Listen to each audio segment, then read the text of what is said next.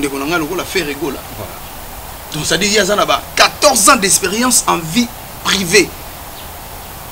Si comme tabongo au classé dans te kuna. Ndeko lokola fali, je pense que il y a une affaire baza ego, baza na ba pepe ba dimension ma carrière ndenge mo comprend. Carnet d'adresse. Donc ça dit quand moi j'étais pembeni ya monstre d'amour, na ibaki ko bongisa carnet d'adresse na mai. Donc ça dit ebele balongwaka na culture to balongwaka pembeni ya ba leader oyo ya minene ba yeba ko bongisa carnet d'adresse na bango te. Ba soldat bazaki souté. Donc je sais que c'est un grand soldat. Voilà. Na musique na biso oyo to yebi chipo ya zanani. La limité Jocelyn Zonga, la limité Jocelyn Zonga pour moni biso tant total la culture na TV total ba Jocelyn. Jocelyn na biso to bandozo yelo rola ba F na biso mibale ba ferré ba fali na biso na culture na biso. C'est-à-dire baza aza élément aza pilier aza pilon ya makasi. Je souhaiterais pas que Jocelyn Azonga bazaki complexé na monsieur Kofi Olomide. Voilà. Donc ba yeba kité monto bozana ye azanani. Voilà, on m'a dit que tu as un mission sous bazar. Un mission sous bazar, bazar pembe na ngai mais bazo ba Valère ingénieur hôtel zanani. Et à un moment attends sous musicien boy, yé na mutu na zo kanisa. Musicien wana leki junior. Est-ce que loko comme là qui ba ndeko na biso ba kenda ki na quartier latin.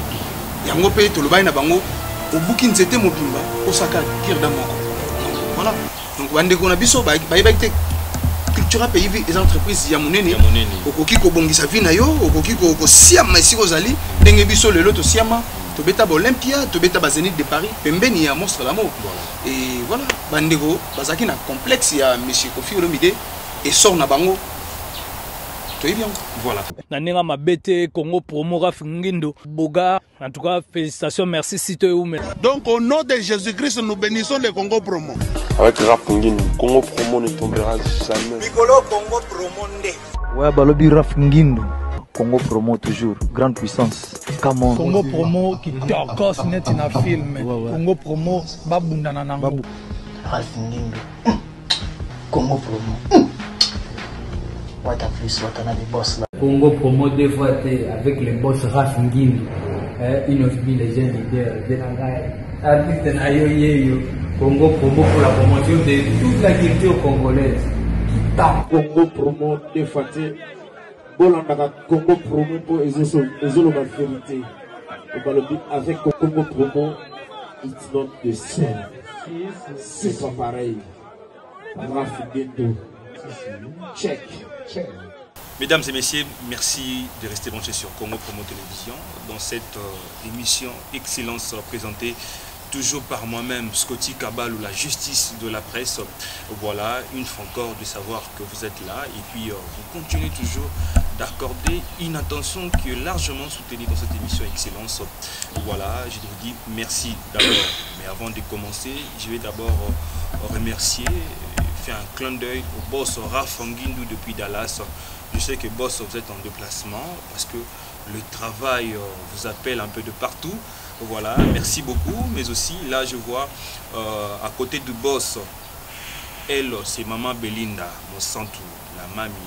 Je vous salue, ainsi que tous les enfants, mais aussi c'est lui qui réalise cette émission d'excellence aujourd'hui. Voilà, excusez-moi un peu pour la gorge, hein, une petite maladie, mais le travail m'a obligé de venir aussi ici, d'assister à Window V, un orchestre qui a vu déjà les jours pendant un certain moment de lui-même, Junior Window, parce qu'ils sont en pleine préparation pour un concert, je crois une série de concerts pour l'Angola. Donc on va un peu, on va essayer un peu de parler de ces concerts, de cette production, parce qu'il y a une discussion Mikolo, musique et mais il y a des gens qui font nourrir la musique. Est-ce qu'il y a un producteur ou bien il y a un Junior Window Abimisi va freiner pour une production qui est bientôt là pour l'Angola, mais aussi vous savez que dans la culture pays vie, il y a des va-et-vient, monstre le bagage qui est non, musicien pour zongaté, je sais que tu peux, et puis certains musiciens qui sont prêts à rentrer dans cette grande famille qui est Cultura pays vie. Junior, bonsoir. Bonsoir, bonjour. Bonne santé. Oh, santé, ça va, je pense que nous allons très bien. Je vais là-bas, Monique, On dirait le malade des. Je pense que tout va très bien. Voilà. Mais on a parlé de cette production pour l'Angola. Le 14 mai. Le 14 mai. Le 14 mai. Une vie vraiment confirmée en Angola pour la toute première fois. L'orchestre s'est déplacé. Bisso, orchestre. Pour Monique Bisso, tout ça, Banamiké. Donc, c'est-à-dire Banamiké dans le sens que l'orchestre, c'est trop primaire. Combien de temps? 4 ans, pratiquement, les Angola Tokokisaki. Donc, tout ça, on a en Angola. Production, il y a JC Dar Production. Et tout ça, qui est comme ça, boulot. Il y a tout le bar en affaire, mais tout ça, Photozika pour pouvoir rouler. Mais au moins, on a que 4 ans après la production, il y a Liboso et Robinissa orchestre.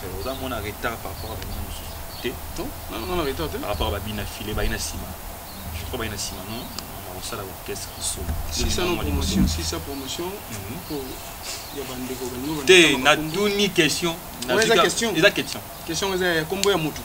Excusez-moi, ce comment est dérangé. Non, dérangé, pour Mbalmon et Bandela émission. Après Mbalamoko, va combattre les musiciens. Non, Tokoti na kati kutu ya ba. Ya sujet na bisoté Mbalamoko. Sauf que si promotion. On a la zone zélandais ba question. On a la zone question. Question Je pense que vous comprenez ma question.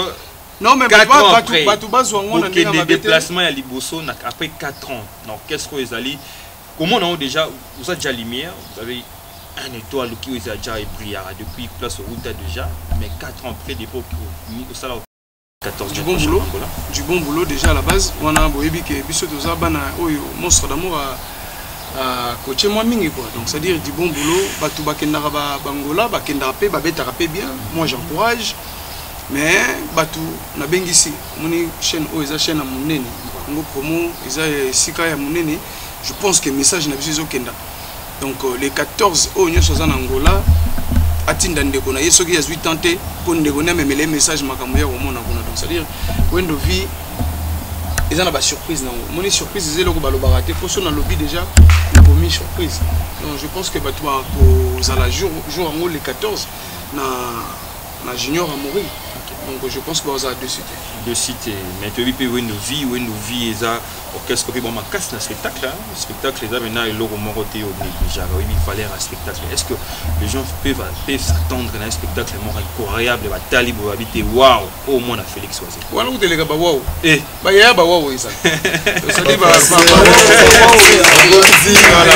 waouh ça donc ça dit tous autres travail pensa il faut tout pesa batu o balingaka biso du bon boulot donc voilà donc talara après ce qui naloba pratiquement 7 ans monstre d'amour akenda so Angola te si vous éclaireur ya monstre d'amour à Angola donc je pense que batu c'est là relation on a monstre très bien papa toujours sonné ku na tongo donc mikolo nazane sengo ya koza pembeni encore na monstre d'amour. Donc c'est-à-dire on a vraiment des singwana ba bénédiction oyo ibande ko ratengai yimo comprendre que ndo raté si ils sont na comprendre mamoyi la ngate donc c'est-à-dire na longa nga mutu na ko maso mutu mususu donc c'est-à-dire naza ne sengo mikolo donc moment presque chaque jour to commence na papa donc et tant to commence solo là ba bénédiction et comme ko yelanga ebele il faut bien que non bon ne baninga musubozo nga vieux pas fungoli no thème monstre d'amour na raison a paix non ngai tu n'es pas de cet avis là non té avis baninga nde bazozo nga je suis vraiment content na solo là kana monstre d'amour pour na G5 oh yom to solo là kuna ngai té to solo là ka li solo yango pour na G5 donc tant on a monaki que G5 azongi moi personnellement j'étais content dans mon Chipoi encore une fois nanda ko on est anda kuna biso to ko linga te nda kuna biso ezika donc c'est à dire tant que biso ba grand garçon boye to telemi to ça musala boye ça grâce à maternité comme culture pays tout à fait donc ça entreprise oyo monstre d'amour ça déjà Coca-Cola ya on a le baka bato nyoso baza pembe na monstre d'amour il fallait ba bimata ba bako ba Gino ba Mirinda donc c'est à dire balanda beauté à Félix Azekwate. Moi j'étais content, il y a comme on a G5 encore une fois après pratiquement 12 ans. 12 ans, Bakabona Gana Monstre d'amour aye ko sala retour na ndako. Non ba retour on a suko ça tout mon monde ni parce que ndako comment qui est un peu faible ndako. Non ndako eza nango ka ndako faible. Soldat bazaki li sous-souté. Certes ba soldat bazaki sous-souté. Donc je sais que c'est un grand soldat. Voilà. Na musique na biso oyo toyebi chipo ya zanani. Bon tout ça les mingi promotion TV. Eza nango. Yaka bande ko na o culture pays c'est un. Moi j'étais vraiment content ya komona je sais encore une fois na ndako. Donc ça linga bi. Et puis comment tu perçois le retour de Jostine pour te yoga gipe mai na non mais ngana lobaki déjà la limité Jocelyn Zonga la limité Jostine Zonga pour moni biso tant total la culture na TV total ba Jostine biso to bandozo yelo rola ba F na biso mibale ba ferré ba fali na biso na culture na biso c'est-à-dire baza aza élément aza pilier aza pilon ya makasi. Je souhaiterais pas que Jocelyn Azonga non mon nom idée on boité yo lingangote ça dit non partager avis wana te que Jocelyn Azonga monstre d'amour et lo ngana senga moni ndengo zo soutenir nga mikolo soutenir Jos Bongo depuis que ndeko na Turquie voilà donc tu aurais pu passer ngaki moi demande d'adhésion à côté appelle Nieré pe Ubu musique il y a David Monso eza plagiat ya bien eza makambo ya bien voilà ouais donc mais kozonga na cultura na dimension ya Just Dena moi personnellement je suis pas d'accord pour moni na kati ya cultura wana ba musicien mususu ya Just Dena baza wana siko ba benga so un président collègue tout ça ou master toka bola t-shirt toka bola uniforme ça fait pas propre donc je sais azana droit ya kozonga Gabana azana droit ya kozonga mono sunani Deniama azana droit ya kozonga bana onani bana yembete la dimi yembe baza deux fois te ndeko nanga Gilin Samba azonga OK pona mon Carsini Luzubo ici azonga ki ndeko nanga yi c'est-à-dire ba belema musomoni biso toza bana oyo to bimali banda ya ndako toza chance aux ana garantie ya libanda isika na futelaka garantie à 100 ans donc ça dit pour na zonga il faut santé si là voilà est-ce que ba ndeko c'est bazaki na cultura azui garantie à 1 mois garantie à 2 mois donc ça dit tant sili il faut zonga na ko ndako za chéri garantie le sili siko suka on va ba musique ya eza facilité Junior we nous a président lelo garantie na yo lelo na musique ya pour les autres garantir yo que non moi 100 ans na moi 10 ans na obtenir pena dans de très bonnes conditions garantie na nga voilà garantie na nga yango téléphone OK calepin carnet d'adresse donc ça dit quand moi j'étais pembeni ya monstre d'amour na ebaki ko bongisa carnet d'adresse na ngai donc ça dit ebele balongwaka na culture to balongwaka pembeni ba leader oyo ya minene ba eba ko bongisa carnet d'adresse na bango te et tant okenda osali loyenge oyo ezalaka na musique ya liboso et tu auras du mal ya ko assumer oyo koyela yo plus tard omoni nde tolobaka biso bato ya mokili toyebaka passé à présent futur ezala ya nzambe donc c'est à dire ebele bakoka ko bongisa futur na bango te certes futur ezala nzambe mais ngana ko tia directif ya futur na nga foza na et les gens qui pensent que assurance na yoza mukanda parce que aux amona poto tout ça jouer bombarder simbité avant kangi bisako zongi no poto kabalu ngai mukanda eza masolo toko beta na ngate batu bayebi kenga wazeka zwanga na poto ndame manga na kisasa siko ba argument bongo ngai te ba oyo ko beta argument bongo musicien o azalaki awa ba memi na poto azui mukanda aye awa asali entreprise ngai mbala liboso na ya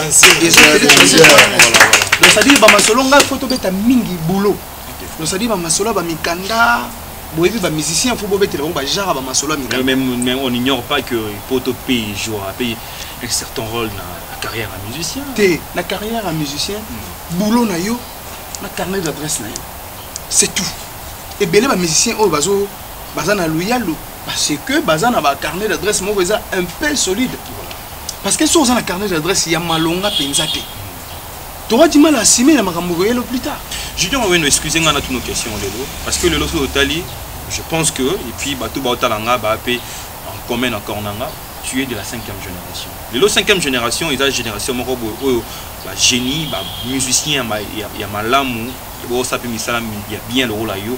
Vous faites partie. Mais surtout les 3 ou bien les 5 premiers artistes au créneau, la génération Nabino. Apparemment, moi, il y a Félix Oisé qu'on essaie de figurer dans cette liste. donc on a ignoré ba musala ya biso tout ça. Qui a ignoré. Vous faites une très bonne musique. Vous défendez aussi la musique congolaise. Mais on est sur les 5 premiers. On irait bien au côté de la quantité. Vous avez bien au côté de les ébélés. Il faut y battre. Bécole Moussousou. Na ko kabilo manda mo raison mo za penza na ba raison on a na selon photo comme ça on a dit selon comme bien. Il faut y ba bana oyo tam so sali bandeko. Oyo sali illusion na bango bazali boso. Bango ba 8 ans ko kenda liboso na ba orchestre ba uta. C'est-à-dire ndeko na biso lokola na salama promotion ya bandeko. Ndeko na nga lokola faire rigola. Voilà. Donc ça dit il y a 14 ans d'expérience en vie privée. Si comme tabongo nga 4 ans. Au classé dans te kuna. Ndeko lokola fali, je pense que il y a une affaire baza ego, baza na ba pepe ba dimension ba carrière ndenge moko voilà. Ouyaje ndeko na ngai kabose bulembi. Pratiquement na ko keneti ba 12 ans, il y a ba carrière privée en solo. Mais biso c'est pas le cas. Ndeko na peu Jordan Koussa. Ah ma belanko, on a négocié, on a dit pas ça. Voilà. Un donc, très beau clip réalisé, une très belle chanson. Très bon il y a Osakanaté donc vraiment Jordan Koussa ma belanko kolo motema ya Mimi Ciel Mam Selova. Donc c'est à dire on a dit pas ça. Donc c'est à dire on s'est vraiment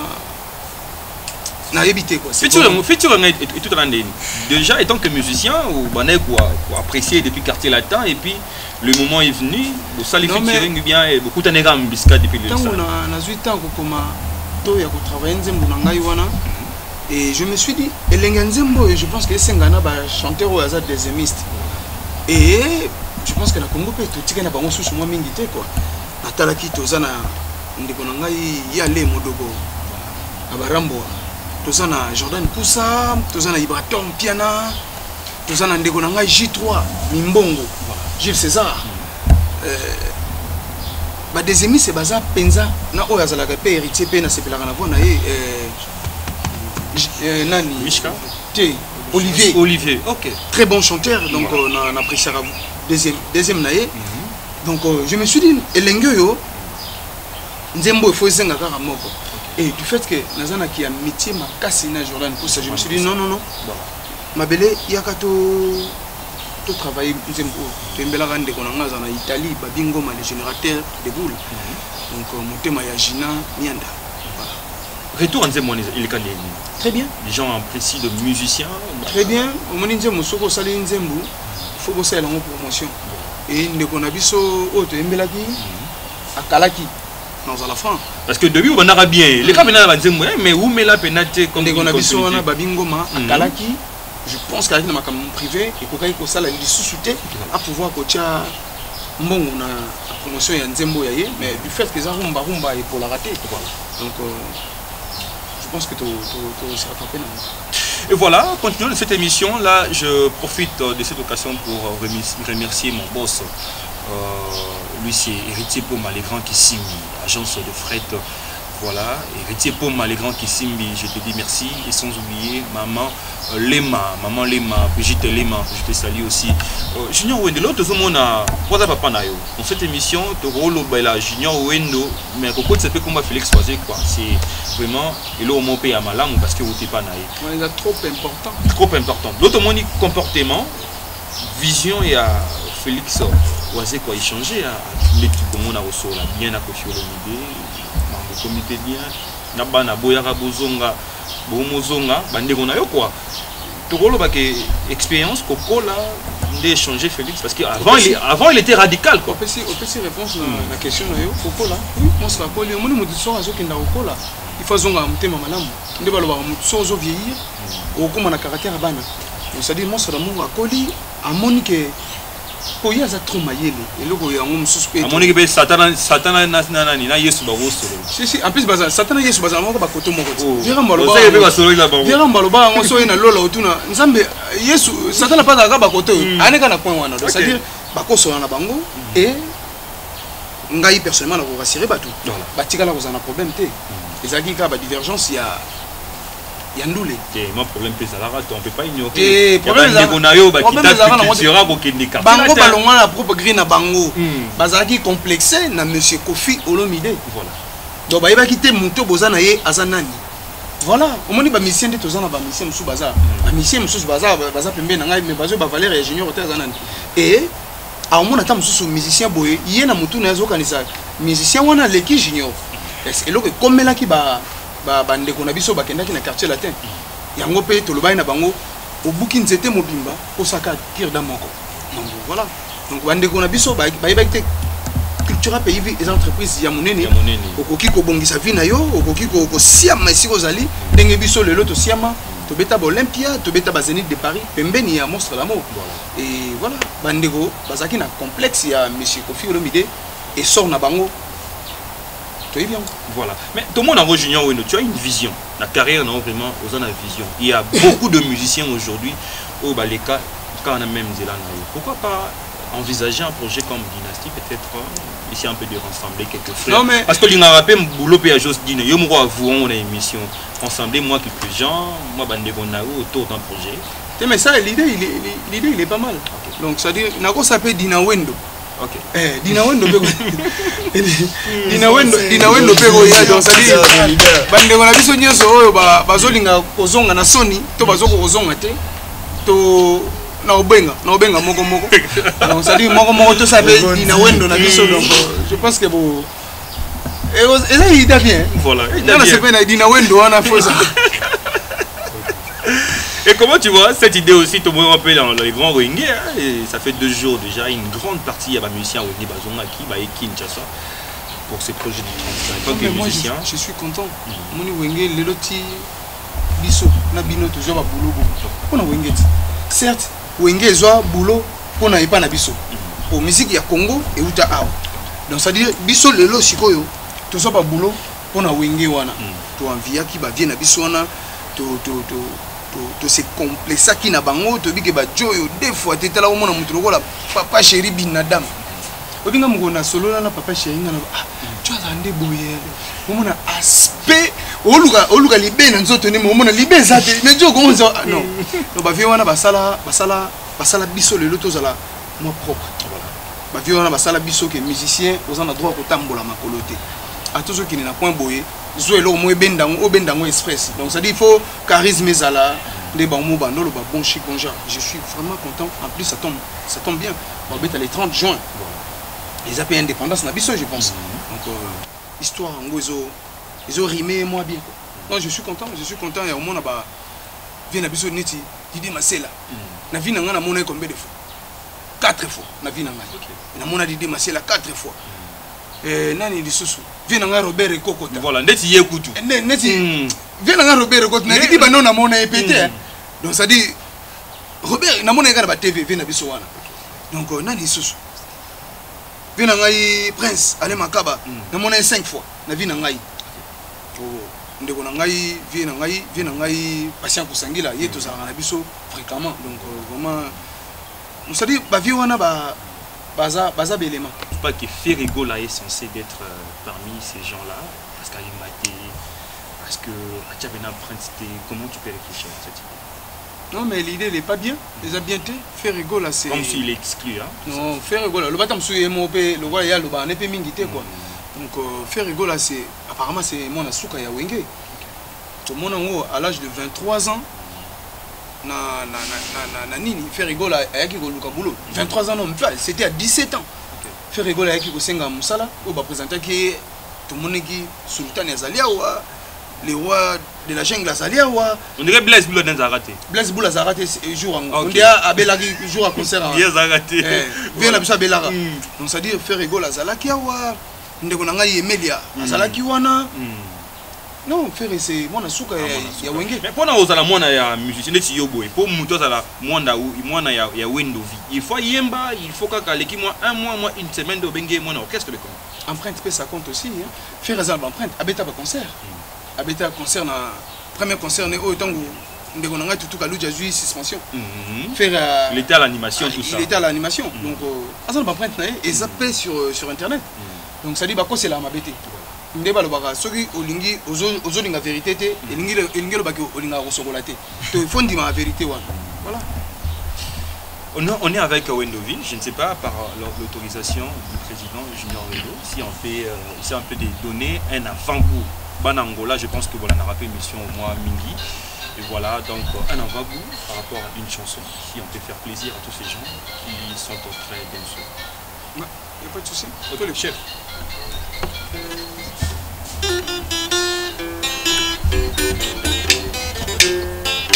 Bon, bah, c'est bête, t'as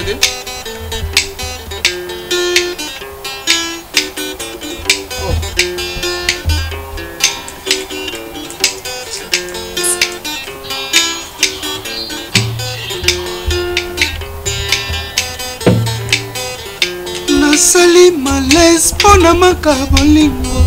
Médecin atia thermomètre température 40. Température est 40 ezali mabe pona moto. Le berger de la salle. Naniango sukalila yo po wendo akomi. Naniango sukalila yo po wendo akoma. Médecine est bien puissante pona kana ngai. Mabute ya bombone koki te kozongisa pema nanga norma Mireille ya uchai mama Charlie Malula ya mokolo de Switzerland. Oh chérie mama Oh chérie, ma soirée comme il bon moto sur l'embi. Oh ngaye, junior wendo nanga. Hey chérie, ma soirée comme il bon moto sur l'embi nonga.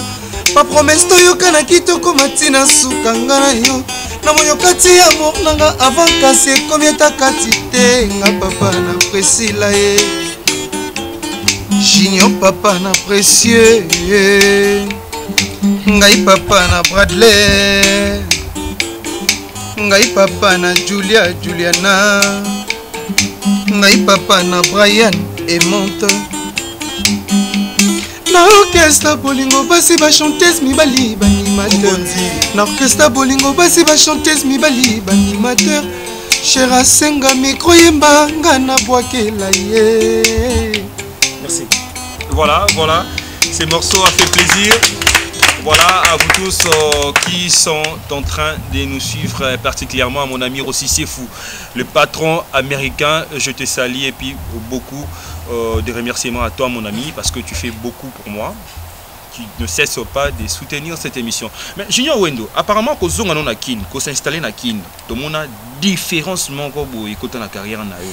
L'autre rôle ba topé sa raison na bato ba lo ba si pour te la cimetière la musicien. Non, tu comprends sa raison na bato wana te. Pour Michael Jackson ti akufa yara ndeki ça c'était. Mais aza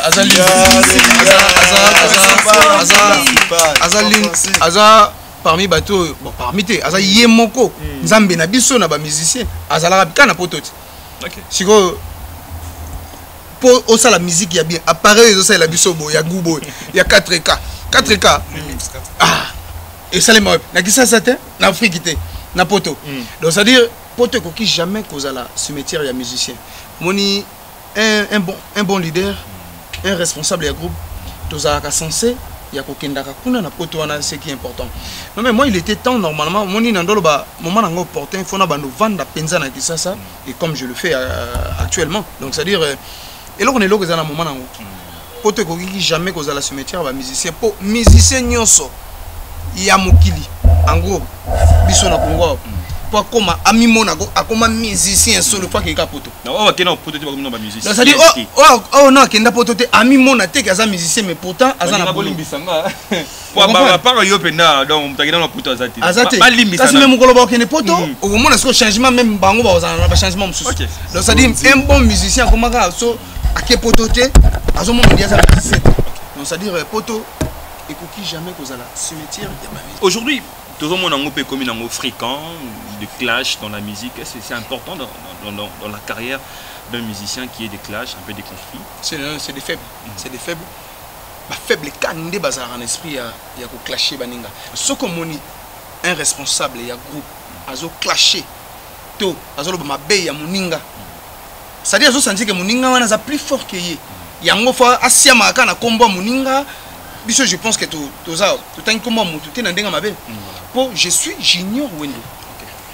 vous comprenez bao bazotala babi ke jo wana pe bayala nanu bongo te pa na ye donc ça dit soko moniki mutu responsable ya groupe ozana ba musicien au déplaçara na bango mais ozo clasher moninga oza faible yo moko pe il faut oyebela ngai yebango partir lelo moni ba succès mususu bano ba sa lelo éphémère ya tamuki message par rapport à bana tout ya Angola au bosé la vie n'a pas ouvert bah oui message est aux angles vraiment ndeka papa otol batoza bakoni rôle na biso ala tozika ko batalia donc tozozika kaka bana Luanda to banda ko zika vraiment banda tongo tawati ero tozozika kaka bolia mama deso ngoma bapundu ngoma biloko ya bien bolinga wana wendo vi toza kokota déjà Luanda le 14 mai tozali wana na junior Amorim boya ebele vous allez déçuté hein vous allez vraiment déçuté avec ba base nanga bazawana les amis de l'été ya Kanda ba côté wana ya Luanda hein Anita Ngemba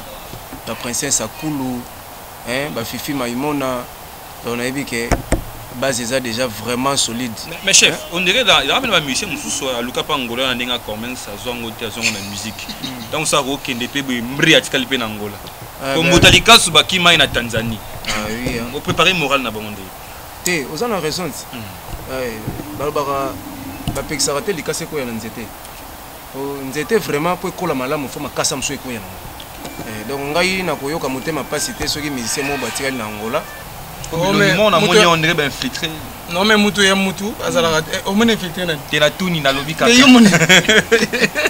infiltré ça te la tuni ka infiltré ça pour so la bien ka bosser ah te wana li passe OK c'est bon on lobi pour la Jenny ah musique ka bossa benga ye miklina donc c'est à dire ouais azala ke pande ko ngai ayika na ndako yandeko na yandeko ya donc comment dire je ngala yandeko ayika na ndako yandeko papa na ye OK donc voilà il y a problème te on a mis on comprend qu'il y a des gens qui sont journalistes mais on est à la fin un mot de la fin et puis ici il y a des remerciements aussi des gens qui non mais la pesi mbote na Gilles Mbunga Jika l'honorable Jika Gilles Mbunga SK donc c'est à dire on a honorable na biso et na pesi mbote na Christian Mbunga le sénateur na Luanda on a parmi bato bazo sala makamba bien na kati ya Luanda wana et bato nyonso oyo babi ki bazana Luanda biso tozo ya wana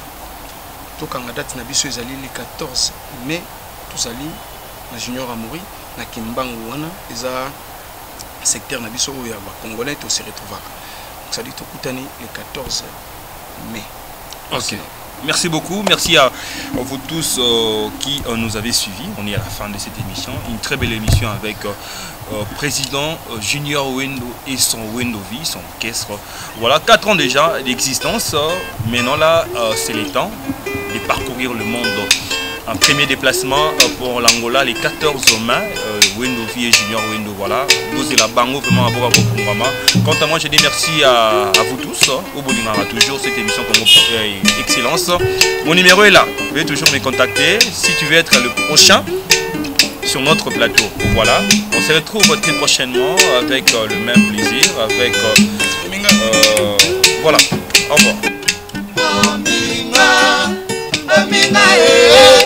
Sanga bolingo nona forma liboke Ominga pesanga bolingo nona forma liboke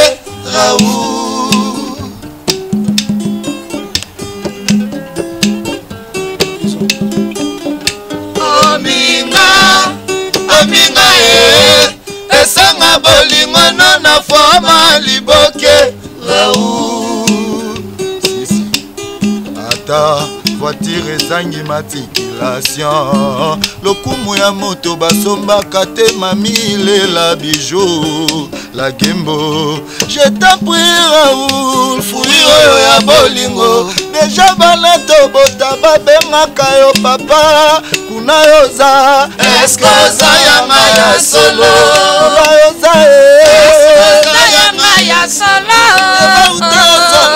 nakoma mwasalo sambo bandanga nalova yo nakoma fama veti ombinga nzokozalaka express naluka nazela lelo nazwi bolimo na magingwala isa mapeko bana Luanda tuya mokonzelo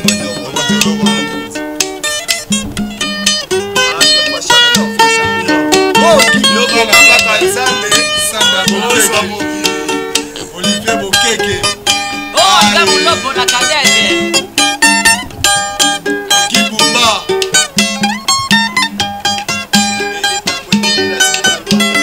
Bazorange na Luanda. Masala maisha na boma le Bonyoko mikonyoko longa motindo. Yokomi lisusu kodetringa mama mie na pesa motemo komi ne konyoko longai giwando yokomi osala nga mabezambe ominga pesa nga bolingo na foma liboke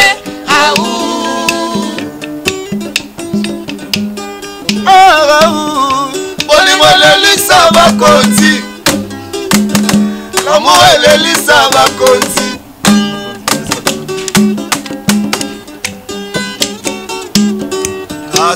Baz Orange. Ça c'est Wendovi Sandra Bonkeke.